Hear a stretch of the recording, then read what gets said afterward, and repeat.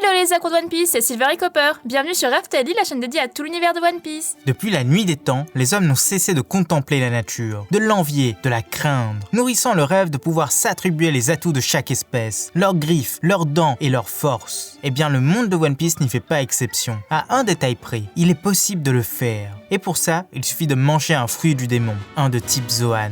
Et aujourd'hui, on vous propose un top de ces fruits les plus incroyables.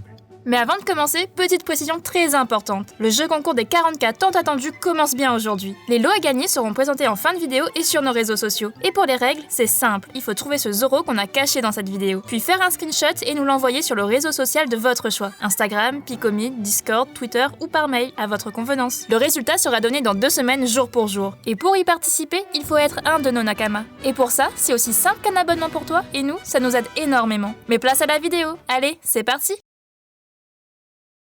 Numéro 10. L'inexploité. Pour commencer ce top 10, on a choisi un fruit du démon avec un potentiel immense, mais qui pour nous n'est pas du tout mis en valeur. Comme quoi, c'est toujours l'utilisateur qui fait la puissance du fruit. Nous sommes au tout début de l'arc Wano. Une partie des Mugiwara ont débarqué sur l'île et se sont infiltrés dans le pays. Leur but, déstabiliser Kaido. Du moins, trouver un moyen pour le faire. Et pour ça, il doit s'approcher de son plus grand allié sur place, l'infâme Orochi, le shogun usurpateur. Et c'est son fruit qui nous intéresse ici, le Ebi Ebi no Mi version Yamata no Orochi. Il l'utilise tout d'abord face à des membres du CP0 qui étaient venus négocier avec lui. Il essaye de les effrayer, mais sans succès. Puis, durant son banquet personnel, il se mettra en colère en croyant que la petite Otoko se moque de lui. Et il essaiera de la tuer. Mais l'Oiran Komurasaki s'interposera et il n'aura aucun scrupule à la maîtriser de force. Dans une transformation incroyable, il faut pousser 7 de ses têtes et devient une sorte de serpent vert géant. L'une de ses têtes saisit la pauvre demoiselle et la secoue dans tous les sens. Étonnamment, chaque tête semble agir indépendamment. Et certaines ont même l'air un peu niais. Mais ce qui est certain, c'est que ce fruit a un potentiel incroyable. Et en tant que fruit mythique, il doit cacher bien des secrets. Malheureusement, Orochi ne semble pas savoir en faire usage. Voilà pourquoi il est que le numéro 10 de ce top. Numéro 9, le tisseur. Maintenant, parlons d'un Zoan qui est passé assez inaperçu dans l'œuvre. Et pour cause, son utilisation n'est vue que quelques fois. Il s'agit du fruit de l'araignée, et son détenteur n'est nul autre que Onigumu, le vice-amiral de la marine. C'est d'ailleurs l'un des 2 seuls membres de cette organisation qui apparaît dans ce top. À croire que ces gens n'aiment pas trop les Zoan. Sa première apparition se fait à Enies Lobby, lors du Buster Call, mais il ne fait en aucun cas l'étalage de sa puissance, et encore moins l'utilisation de son fruit du démon. Il faudra attendre Marineford où il nous dévoilera sa multitude de bras velus, 6 de plus qu'à l'ordinaire, et on comprend tout de suite que dans les mains d'un épéiste, ce fruit devient surpuissant. Il va même jusqu'à maîtriser Marco et lui enfiler de force des menottes en granit marin. Ok, le second de Barbe Blanche était distrait, mais ça reste quand même un exploit fabuleux. Et enfin, on entreaperçoit sa forme hybride sur le champ de bataille. Mais tout ça, ce n'est pas encore assez. On a hâte qu'il fasse un retour. Numéro 8. Le carnivore.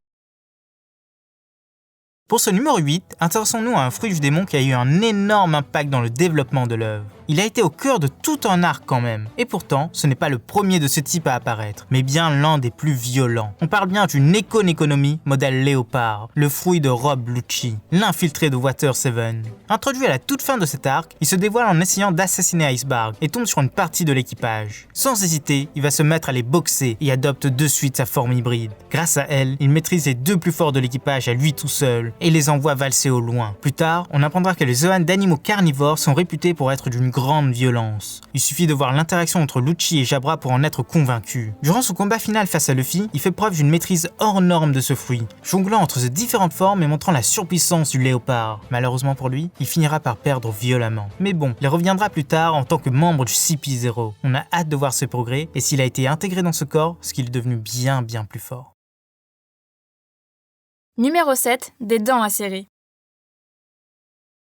À partir d'ici, on n'aura plus de Zoan classiques dans ce top, mais que des modèles antiques ou mythiques. Après tout, Oda les a introduits très récemment, et il a bien martelé le fait que ceux-ci étaient supérieurs aux autres. On commence donc avec un Zoan antique, et pas n'importe lequel, le tout premier qui est apparu dans le manga, le Ryu no Mi modèle Allosaur, et il est détenu par X-Drake, le supernova de l'équipage de Kaido. Enfin, l'infiltré de son équipage plutôt. Apparu pour la première fois à Shabondi, il impressionne par sa taille démesurée, mais il perd facilement le combat face au pacifista et à Kizaru. On ne le blâmera pas pour ça. Plus tard, on apprendra qu'il a intégré un un groupe très spécial dans l'équipage de Kaido, les Tobiropos, presque aussi puissants que les calamités eux-mêmes. Et il nous montre même sa forme hybride, qui est plutôt classe, il faut l'avouer. Et à partir d'ici, c'est un spoil, donc n'hésitez pas à passer à la section suivante dans la timeline. Tout est indiqué. Lors de la Grande Guerre, sa couverture est grillée, mais il arrive à s'enfuir et s'allie à Luffy. Il assomme un Numbers et finit à peau à grands coups de gueule. Là aussi, on a hâte qu'il ait son grand combat.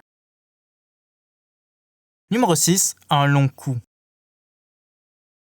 Pour ce numéro 6, restons dans le même ordre d'idées, et mieux, restons dans l'équipage de Kaido. Le fruit qui nous intéresse, c'est le Ryo-Ryo-no-Mi modèle Brachiosaur, celui de Queen la Pandémie. Comme tous les fruits antiques, il donne à son utilisateur une force, une résistance et une violence incroyables, et il en fait un très bon usage. La première fois qu'il l'utilise, c'est face à Mama, celle-ci s'étant introduite à Odon. Ok, le combat ne dure pas longtemps et il se fait mettre à terre assez facilement, mais c'est une Yonkou quand même. Queen se relève assez vite, ce qui montre la résistance de son fruit, et il va même jusqu'à déstabiliser Big Mom avec un coup de tête surpuissant. Nous n'avons pas encore sa forme hybride, mais ça ne saurait tarder. Numéro 5, la menace venue du ciel. Pour entrer dans ce top 5, on a choisi un fruit du démon très apprécié par les fans. C'est le Ryo-Ryo-no-Mi modèle Pteranodon. Son utilisateur actuel, c'est King, le second de Kaido. Il a toutes les forces d'un Zoan antique, mais en plus, il peut voler. Et il en fait même la démonstration face à tout l'équipage de Big Mom. Il esquive les balles, se rapproche dangereusement d'eux et n'hésite pas à les envoyer dans les fonds marins. C'est pas rien. Mais petit plus, lors de l'arc Alabasta, Pell dit explicitement qu'il possède l'un des 5 seuls fruits du démon qui permet de voler. Aujourd'hui, on sait que c'est un peu faux, mais ça a toujours été un des rêves de l'homme que de pouvoir voler librement comme un oiseau. Ce fruit, n'importe qui aimerait l'avoir. Numéro 4, le plus mystérieux. À partir de là, tous les fruits du démon présents sont des modèles mythiques, car pour nous, il n'y en a pas de plus incroyable. Il allie souvent des pouvoirs dignes des Logia et des Paramecia, mais aussi ceux des Zoan classiques, voire antiques. Et celui que nous allons présenter ici est l'exemple parfait. Il appartient à un des membres de l'équipage de Barbe Noire et n'a fait son apparition qu'après l'ellipse, lors de l'attaque de Moria. C'est le Inu-Inu-no-Mi, modèle Kyobi no Kitsune, le renard à 9 queues. Et qui le possède? Eh bien c'est tout simplement la femme la plus effrayante de One Piece, Katarina Devon, enfin selon nous. C'est l'une des meurtrières de Barbe Blanche. Ce fruit permet à son utilisateur de se transformer en renard à 9 queues, mais aussi de prendre l'apparence de n'importe qui. Dans la mythologie nippone, ce monstre légendaire possède de nombreux autres pouvoirs, mais surtout, il prend l'apparence de sa victime en touchant son squelette, le crâne de celui-ci. Ça colle bien au personnage. Si un membre de l'équipage de Barbe Noire a ce fruit, ne doutez pas un seul instant qu'il est démentiel. Numéro 3, le plus sage.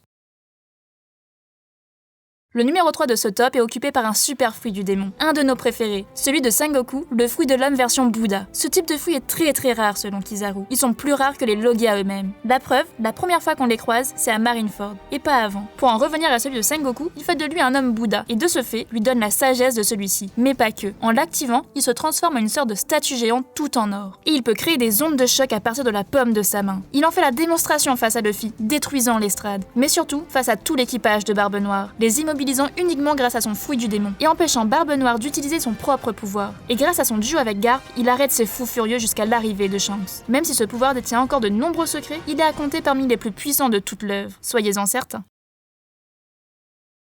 Numéro 2, le plus beau.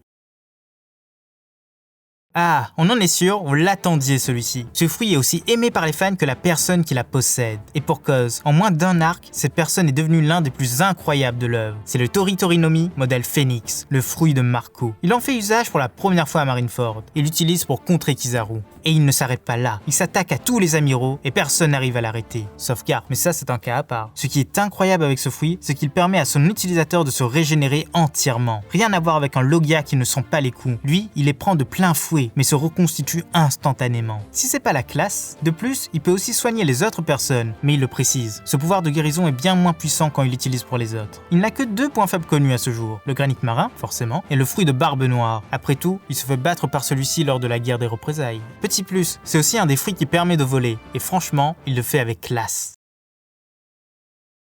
Numéro 1, le plus puissant.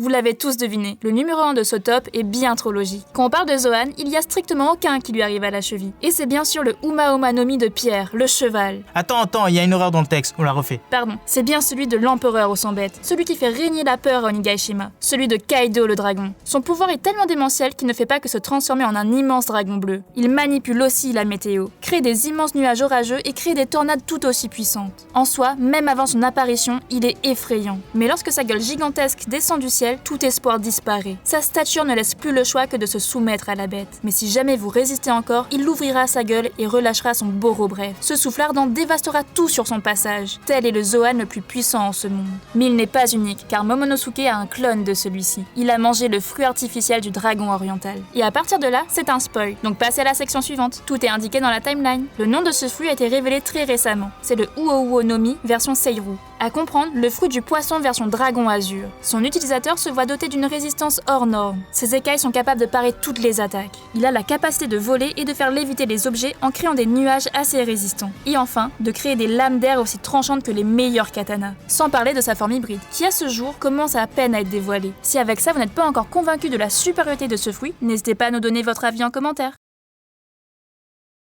Mais avant de finir cette vidéo, voici les lots qui seront à gagner pour ce jeu concours. Il y a 3 figurines à gagner et un verre collector. Le premier prix, c'est cette figurine de Katakuri. Le second, c'est celle des 3 frères. Elle est magnifique, n'est-ce pas? Le troisième, c'est celle de Zoro. Et enfin, le quatrième lot, c'est le verre collector. Alors n'hésitez pas à y participer en trouvant Zoro, il est dans cette vidéo. Et enfin, envoyez-nous le screenshot de celui-ci sur le réseau social de votre choix.